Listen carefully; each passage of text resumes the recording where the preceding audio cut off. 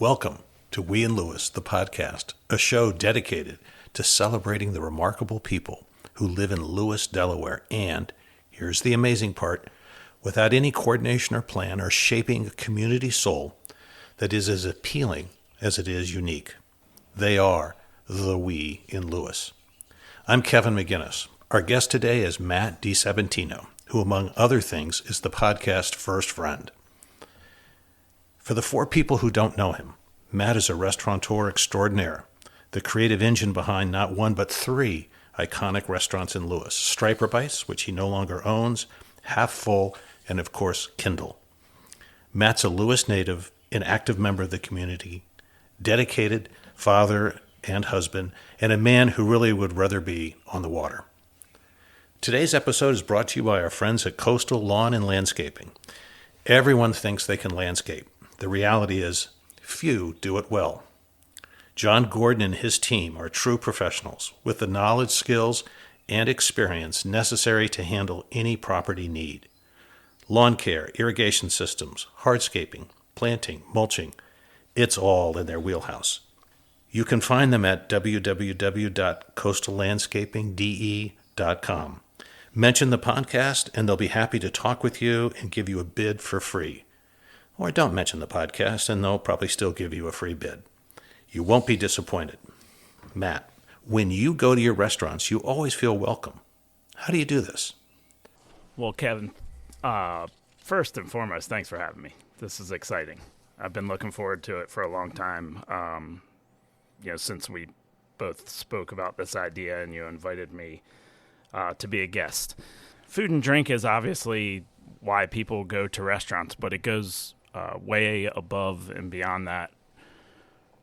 There's a psychological side to the restaurants, and we just always wanted to provide an atmosphere that made people feel good. And Lewis is a town that feels good. And at the time, my wife and I decided to come up with the concept or get into the restaurant business. There seemed to be this area or a market, if you will, that was available, and that helped us come up with what Striper Bites became. Any restaurant is always a team effort. Tell us a little bit about the team you have here at Kindle and at Half Full. The team is the most important thing, for sure. At Striper Bites, Allie and I started it. We were there pretty much every day, every shift for years. And then as the business grew, we were able to remove ourselves a little bit out of the day-to-day operations. And then that gave us the opportunity with these two new products, Half Full and Kindle, because of our partners, Ian Crandall and Joanna Crandall. We were able to let the team be the operators. And over the course of 20 plus years, we've been extremely fortunate to work with and have coworkers that are just exceptional people. And this community has produced some amazing people, and we've been able to have them on our staff as our employees. And they're really the driver behind what these brands are. I mean, our places are, we've made people feel comfortable physically. We give them a great product, but at the end of the day, these are employee-driven brands in this, and our brands are small. So it's very important that we have this rapport between our staff and the customers. And that is really what I attribute our success to, is the ability for our staff to take ownership, really, and how they feel about their job. And then it directly correlates to a great relationship with the customer. And Lewis it's a two-way street. I always tell everybody, we have great customers because we have a great staff. And it just continues to grow in that direction. I'm just so proud of the people that we have spent a lot of time with, that we've employed. And to be completely frank, we've become really good friends with a lot of our staff. And ultimately, we've made really close friends with a lot of our customers. And this has all been this amazing, sort of connection because of the people that are helping us run our businesses. You once said that if you opened your chest and looked inside, you'd see striper bites.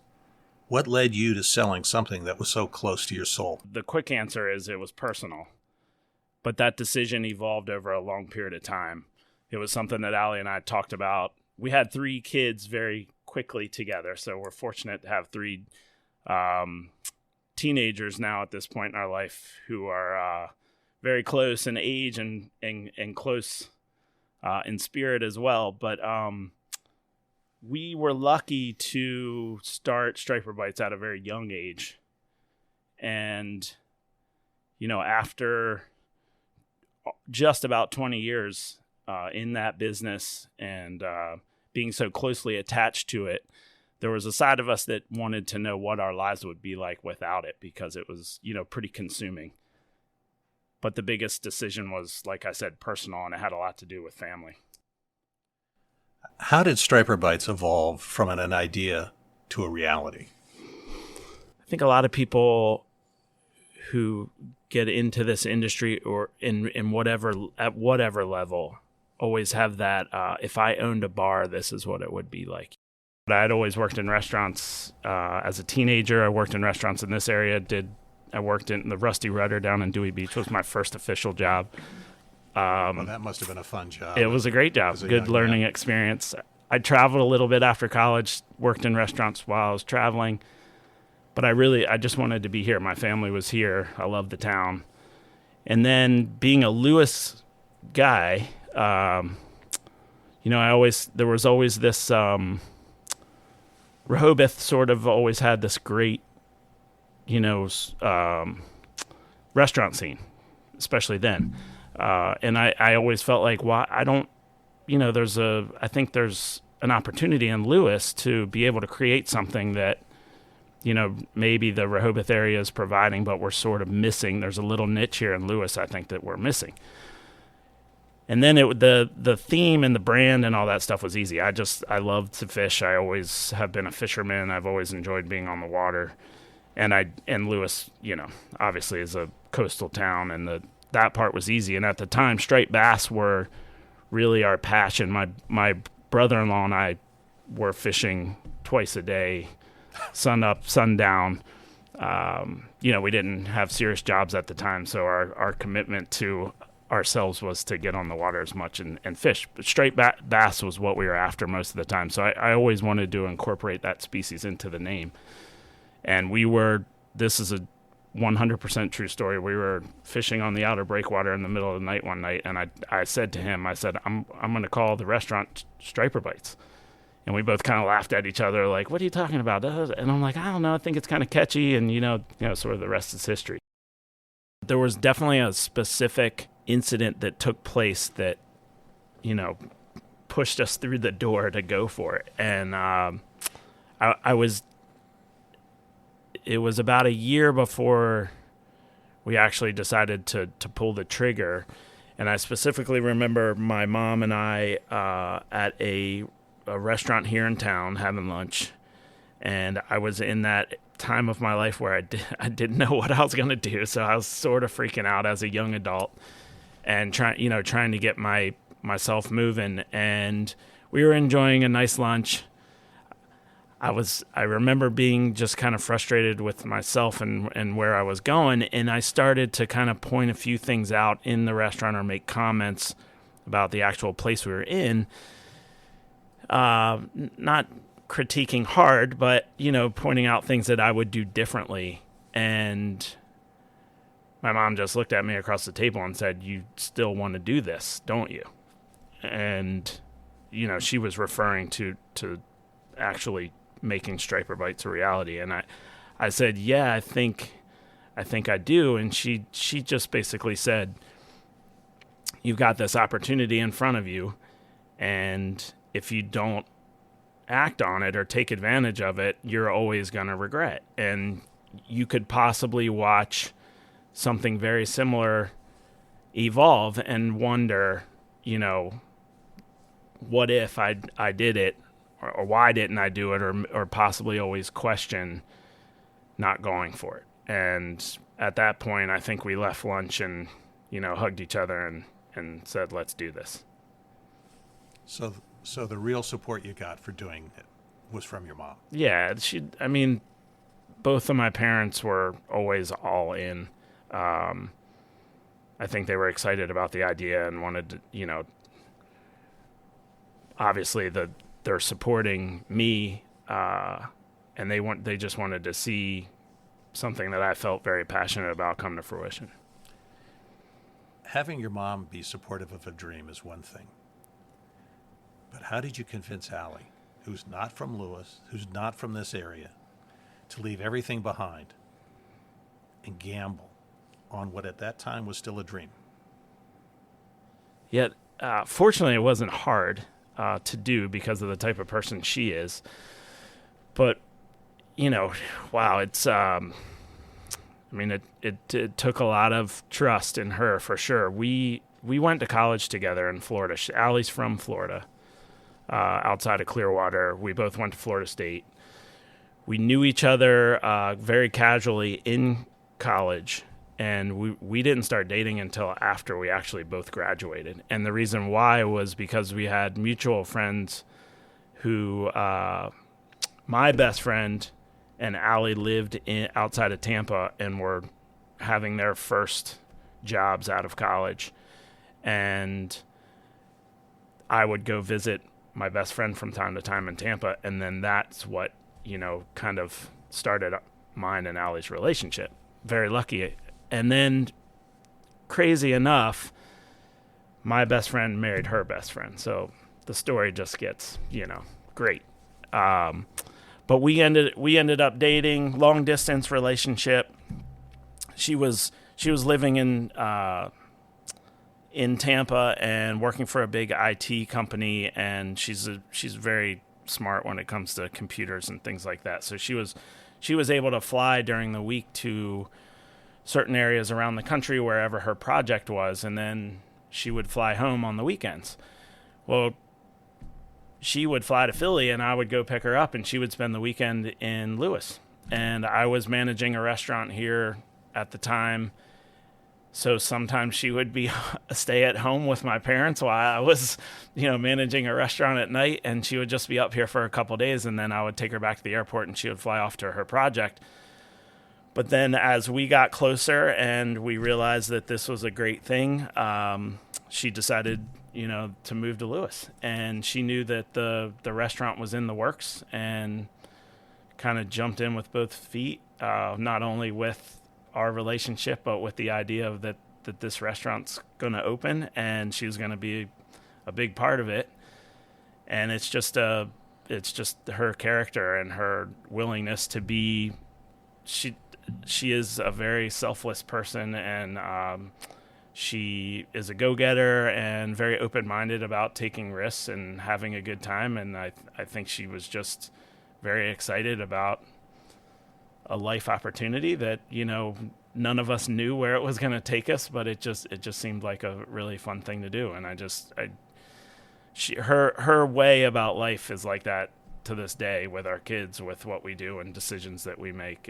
I'm very lucky. I got to say you are, because as a dating plan, most of us would not say to ask the significant other to travel to where we are. Yeah. And then put him or her with your parents. Yeah. While you go to work. That's normally not a... it's not the normal path. A lot of restaurants come and they go. Yours seem to stay. Do you have to evolve constantly, but somehow stay in touch with your roots? How do you pull that off? No, absolutely. That's been our thing. You do have to change on certain levels, and I think the good, successful restaurants always adjust their menus from time to time. I think that's extremely important.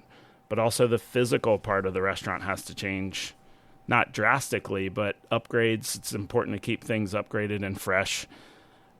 We're very lucky to live in this community where you have a tremendous amount of repeat business, and I think people appreciate seeing some change, not drastic, because a lot of change sometimes is not good. But we've been able to stay fresh and make some physical adjustments on top of the food and beverage side of the business, and just make people, keep things fresh and comfortable for everybody. At Stripers, you used to have a tradition where you would close in the winter, and then you would open up after, I don't know whether it was a couple of weeks or a month. Yeah, it was usually, in the beginning, it was like a month and a half, and that was just where, seasonal, where we were at that time. 20 years ago, it made sense that time, slowly shortened. But you seem to have pleasure in putting something new not the behind the scenes part, but putting something new in the seating area and sort of waiting to see who saw what. What happened was, instead of us just painting the walls, or fixing air conditioners, we started to, like you said, maybe, move the bathrooms, so to speak, or knock a wall down and kind of, change the floor plan a little bit, things like that. And then it became kind of contagious, and I think people really looked forward to it. I can still remember we would go in after you reopened, and we'd try to look around and find out, oh, there's a new boat on the ceiling. There's almost it was fun because there was almost a Where's Waldo component to Absolutely. that meal. Yeah, it became, everybody got excited about it. The reopening was fun, but it was always kind of, let's look around and see what's different. And one of the really interesting parts of that was folks would notice things that were changed, but they weren't actually changed that year when we closed. And that was a lot of fun. So everybody's attention was heightened when we reopened, but what was really rewarding for us was, oh, you just noticed something that we did 3 years ago, not just last year. So we had a good time with that. It was fun. Matt, we're sitting here in Kindle in downtown Lewis, but Kindle didn't start in Lewis. Is that right? That's correct. So back in 2006, I was approached to open a concept outside of Lewis. And I obviously went home, talked to Allie. I said, hey, we have this opportunity to open another, give it another go, open another brand, come up with another concept. And she and I always agreed that we wouldn't do a second one without partners and other people involved, just because we knew the grind and what it takes. And after the opportunity came up, I immediately thought of Ian and Joanna, who are my business partners current day in Half Full and Kindle, fast forward. But we met them because of Striper Bites. They were both in the restaurant industry over in D.C., where they lived at the time. And they had family ties to the Lewis area, which brought them here, and they purchased a vacation home themselves and came here on their weekends, which were Tuesday and Wednesday, because of what they did for a living. So on their 2 days off, they would travel to this area, live here for a couple days, and then go back to DC and work their work week. But they were customers of Striper Bites, and that was back in the day when I was tending bar still, and that's how we met, across the bar at Striper Bites.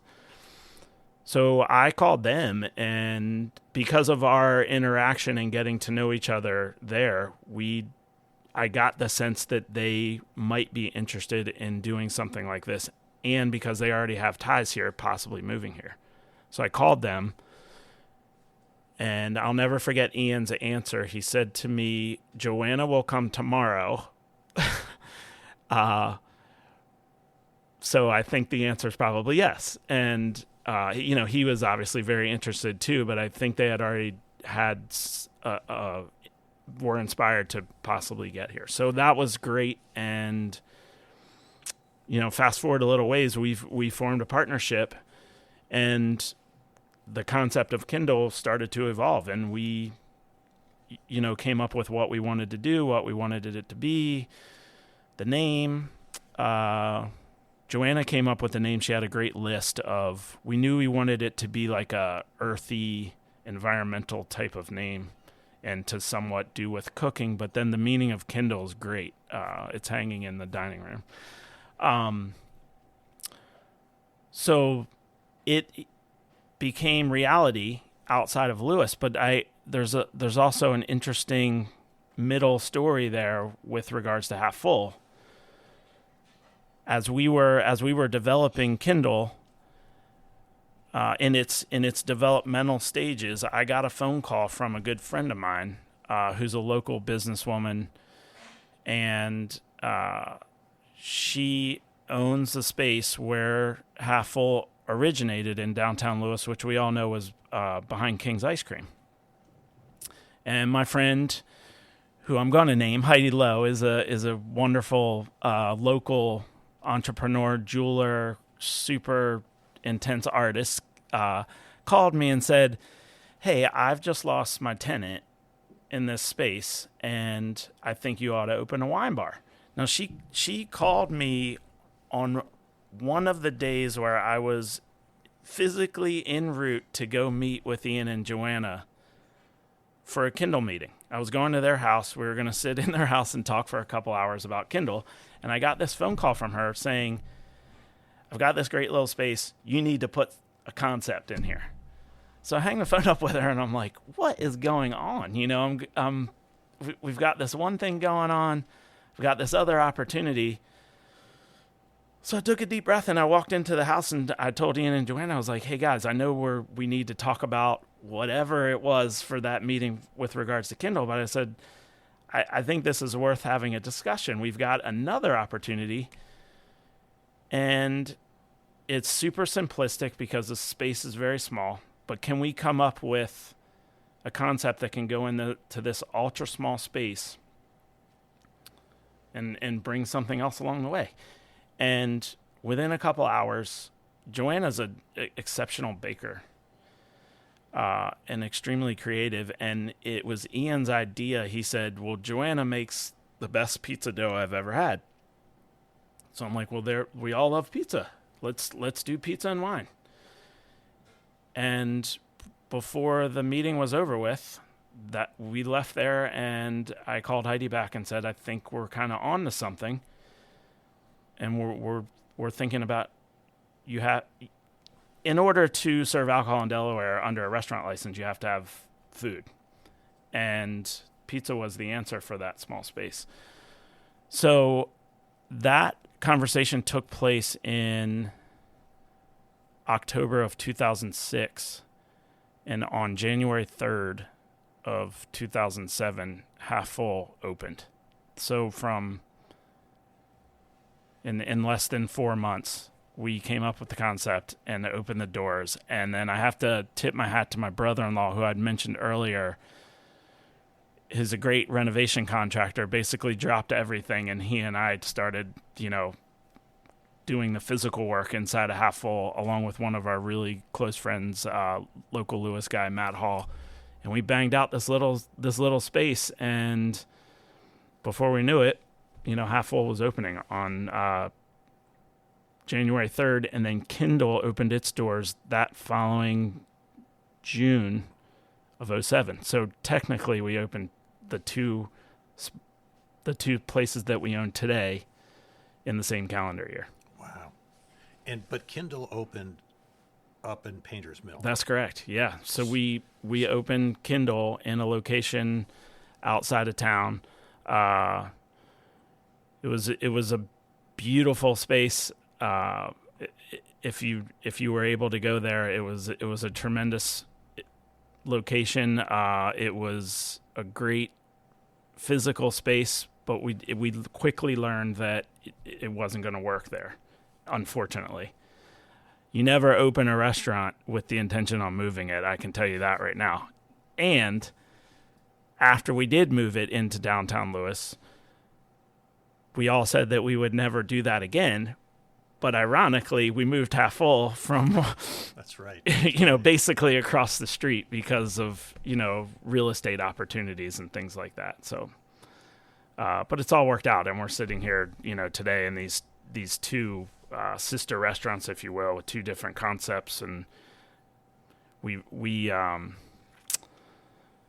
it's just, this kind of stuff is organic, and It's great for the staff. Some staff can move from one place to the other, especially from the back of the house with regards to the kitchen. Everything happens for a reason with stuff like this, and it's just all worked out really well. But it was invaluable that you didn't have to do everything as you were at your other restaurant, but you were able to work with Ian and Joanna and spread out the responsibility, because they, I know, have been instrumental to the success here. Oh, they're the on-site daily operators, and Allie continues her role with what she does, and she's able to work from home. She's got a, as big a job of it as any of us. But yeah, they're Ian and Joanna ended up, moving right here in downtown Lewis, and their kids are all, in the Cape School District, and their lives are moving in a great direction here locally. But yeah, they operate the business on a daily basis, and extremely smart and talented people. Matt, you're known for your friendliness, your welcoming nature, but there's a picture in the Cape Gazette where we get to see another side of your personality. It's a picture of you playing bocce in a charity event, mind you, and there is an intensity in your face normally reserved for an NFL middle linebacker on a goal line stand. Just how competitive are you? I'm a competitive person. I enjoy competition. I've never been I grew up playing a lot of tennis, so I was an individual sports guy when I was younger. But competition to me is the thing about it is I'm a very focused person, and to me that's what competition is. It's being focused in the moment. It really doesn't have to do with winning or losing, but I enjoy the moment and being present. I like detail. So I just try to make sure whether it's, playing ping pong with my friends or tying a fishing knot, my level of focus is pretty dialed in. And to me, that's what's really fun about being competitive. I think it's more of an internal competition thing with myself. But I love staying in the moment and focusing on whatever I'm doing. And I think if you have that type of mindset, win or lose, you feel pretty successful. Do you think that it has an impact on your business success? The restaurant is not going to always, the ceiling fans aren't going to be spinning the right way every single night, but that's stuff that you need to pay attention to. If there's a light bulb out, make sure, you should go to the store and get a new light bulb before service that night. So it definitely carries over. How important or how involved is your family, not only in your own life, but in your business success? Yeah, tremendously. The first thing that comes to mind when you ask that is my now 15-year-old daughter is hosting at Kindle, which is, a pretty cool thing for a dad to see your child actually working in your business. She's enjoying it, and that was all her own decision. She was ready to go, and of course we welcomed it. And it's a great experience for anybody that age to get involved in this industry early. There's so many life lessons that you learn along the way.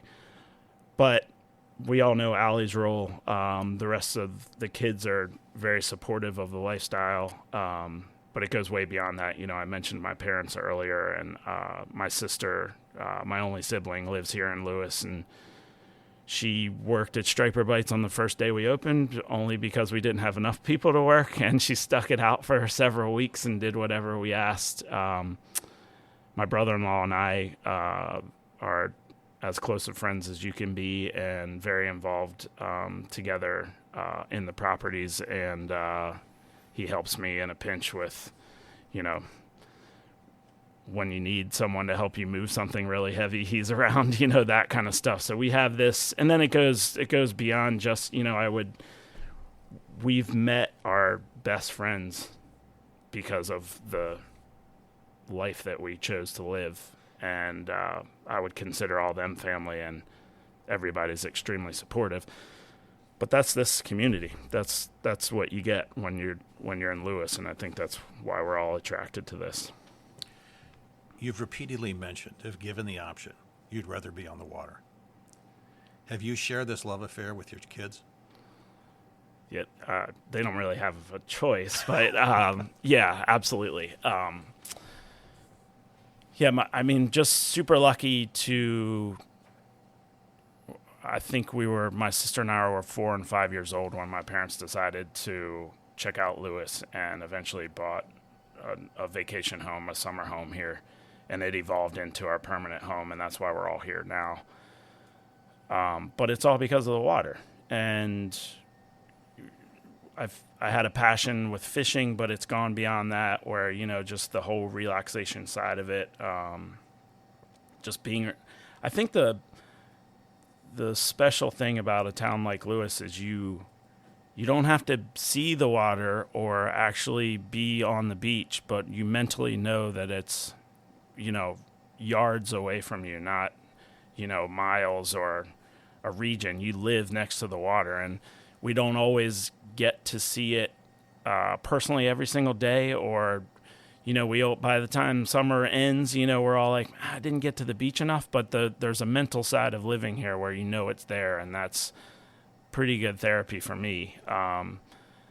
There's a sign in Striper Bites that says, "Fish too much can't be done," and that's always the case. But yeah, the water has. I've always said I feel more comfortable driving my boat than my car. I don't know. There's just a sense of calmness. And then now our kids are getting involved in it, water skiing and tubing, and the kids are surfing a lot and stuff like that. Fishing, obviously, but our whole family and extended family, cousins, everybody's into it, and it's just it's extremely healthy. Now, is it true that you have a birthday-related fishing opportunity that as one of the kids gets a little older, he or she gets to go after a different type of fish? That's true. Because of we do a lot of offshore fishing, and so we've evolved from inshore fishing when we can, but our passion is getting offshore, and it's evolved into marlin fishing quite a bit, and people don't realize that the marlin fishery around here is really, really good. And we're very fortunate to have family that have a boat that can get us there, and then the passion, and the kids are all getting into it. So catching a marlin's kind of there's a very small percentage of people that actually try to, and then if you actually catch one, it's pretty awesome. But we've gotten fairly decent at catching them, and then so the cutoff has been 12. Is these kids have been growing up, and then we got to the point where I think there was sort of like, when you turn 8, now you can come offshore fishing, but then 12 was the order of oldest to youngest, as far as, all right, you're up next, that kind of thing. So we're working our way through all the kids in the group on catching their first marlin, and going into every summer, it's pretty fun. It's like, whose turn is it this year? And then sometimes a couple kids catch one person. We've had years where nobody does. It's that kind of thing. So yeah, it's fun. And it's a marlin? White marlin specifically, and then we've actually been fortunate enough to catch a couple blue marlin. So the order starts back again for that species and works its way down. When one of your kids catches a marlin, right, does that turn into something that you would see on the wall? I don't know how big your house is. The trophy? Is. That would be that's a lot of fish on walls if that's the case. So we have mounted a few fish, not marlin. So all the marlin are released. It's an awesome. The fishery's just so cool. It's all about the sport, right? The preparation is intense. You have to travel 60 to 100 miles in one direction to go catch them. So it's an all-day thing, but the leading up to and the post part of a day like that is a ton of work, and everybody's involved. But the great thing about it is you catch these fish, and it's a memory. You create this memory, and you get to see them up close, and they're released, which is a pretty neat thing. It's pretty special to be next to an animal like that, and then let it live. And that whole world has evolved over time, with circle hooks and light tackle, less stress on the fish. It's awesome, and I think it's a very valuable lesson for the kids to learn. So none of those fish are mounted, but we do try to keep a piece of the leader that the fish is caught on, and then we do a framed picture and put the leader that the actual fish was caught on as a trophy, if you will, or a piece of memory for the 12-year-old to keep. So every kid's getting their own little picture as we go, or if they're lucky enough, for sure. There was one fish. We catch a lot of tuna. The tuna fishery here is great too. Mahi's out there as well. But we did we had this one COVID trip that was the timing of it couldn't have been better. Obviously, we were all having a tough time with the pandemic, and we went fishing that summer as much as we could with the kids. And on Father's Day of 2020, we had all the kids on the boat, and it was early June, so that the marlins bite doesn't really get going until the end of July into August and September. So there's a focus on tuna earlier in the summer. And we were out in the Wilmington Canyon tuna fishing, and we hooked into a big eye tuna, which are one fantastic table fare, but also are extremely strong and difficult to catch. And we came across, they usually swim in groups of 2 or more, sometimes up to like 6 fish at a time. We got 2 bites, missed one, hooked the second one. And the kids basically tag team this tuna, switching the rod from one angler to another. My 2 nephews, fought it for a pretty long period of time. And we ended up, getting this tuna in the boat on Father's Day. And we surprised the kids, I believe it was the following Christmas, with a mount of that fish. And it hangs in my brother-in-law's family's house here in Lewis, so that we all can, kind of relive that experience together. It was awesome. I think it weighed 143 pounds. That's true. It was great. I read recently an article where it mentioned you were a diabetic. Correct. And does that pose its own challenges when you're involved in the food business? Absolutely. I mean, it's anybody who's, has type 1, which is juvenile diabetes.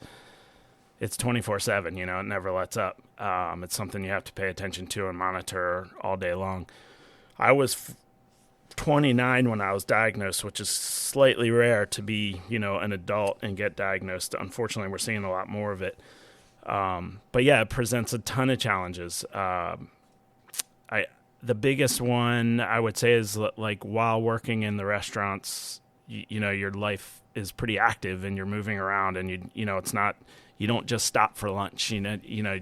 It's that all the days are kind of unscheduled. So eating and drinking are something that happens sporadically, not, scheduled, so to speak.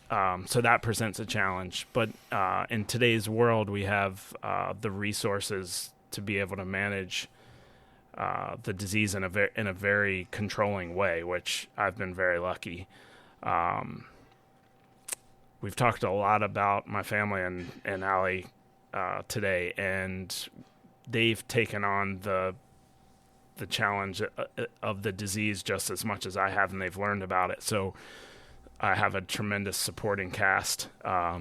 The staff knows that if I ask for a Coke, they know why, or a cup of juice. It's usually because you don't feel good and you need a little break. But yeah, it's there's a lot of positive to come out of something that is somewhat life altering, and my approach to things, not only in life, but at work are different because of it. And I've tried to put a positive spin on those, just being more grateful and paying attention to other people in a much more empathetic and giving way.